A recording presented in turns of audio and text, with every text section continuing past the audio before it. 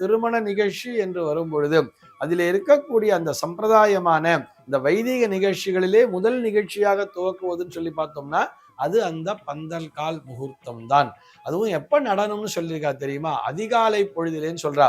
அந்த பிரம்ம முகூர்த்தம் என்று அழைக்கப்படக்கூடிய அந்த நேரத்திலே தான் பந்தல் காலினை நட வேண்டும். அந்த நேரத்தில் நடும் பொழுது திதி வார நட்சத்திர யோக கரண தோஷங்களை பார்க்க வேண்டிய அவசியமே இல்லை. ஏன் என்று சொன்னால் அது ஒரு பிரம்ம முகூர்த்த நேரம், அதிகாலை பொழுது. அந்த பிரம்ம முகூர்த்த நேரத்திலே தான் முகூர்த்த காலினை நட வேண்டும். சரி சார், எதுக்காக நடனம்? முதல்ல பந்தல் காலை எதுக்கு நடனம்? ஒரு பந்தல் போடுறதுக்காகவே ஒரு கால் நடனுமா? நம்ம பாட்டி பந்தல்காரனை வர சொல்லி அவர் பாட்டி பந்தலை போட்டு போறாரு, வாழை மரத்தை கட்டிட்டு போயிட போறாரு. அதுக்கு எதுக்கு சார் பந்தக்கால் பூஜை பண்ணணும் அப்படின்னு சொன்னா, இங்கேதான் சூக்ஷ்மம் என்பது இருக்கிறது. ஒரு பந்தல் கால் நடும்பொழுது எப்படி தெரியுமா மந்திரத்தை சொல்லுவார்கள்? அந்த இடத்திலே மும்மூர்த்திகளையும் ஆவாகனம் செய்வார்கள்.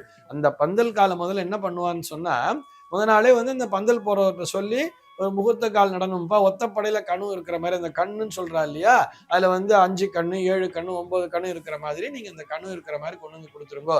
பெரும்பாலும் அந்த 9 கண்ணு இருக்கிற மாதிரி தான் பார்த்துப்பா. அந்த மூங்கில் வாரையை கொண்டு வந்து கொடுத்துருங்கன்னு சொல்லுவா. முத நாளே அவர் கொடுத்திருப்பார் அந்த பந்தல் போடுபவர். அதனால இவங்க என்ன பண்ணுவாங்கன்னா, விடிகாலை பொழுதில எழுந்திருத்து 5 சுமங்கலிகள் குரூப்பாக வரணும்னு சொல்லுவா. அந்த 5 சுமங்கலிகள்லாம் இணைந்து முதல்ல அதை அபிஷேகம் பண்ணுவா. வெறும் ஜலத்தால முதல்ல அதை சுத்தம் பண்ணுவா.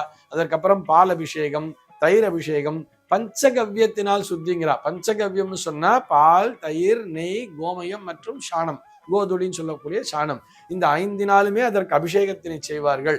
எதுக்காக பண்றான்னு சொன்னா, அதனை முழுமையாக சுத்தப்படுத்துவதற்காக. அந்த பந்தலின் மேல் தேவர்கள் அமர வேண்டும் என்பதற்காக. எந்த தேவர்கள்னு சொன்னா, மும்மூர்த்திகளை ஆவாகனம் செய்கிறார்கள்.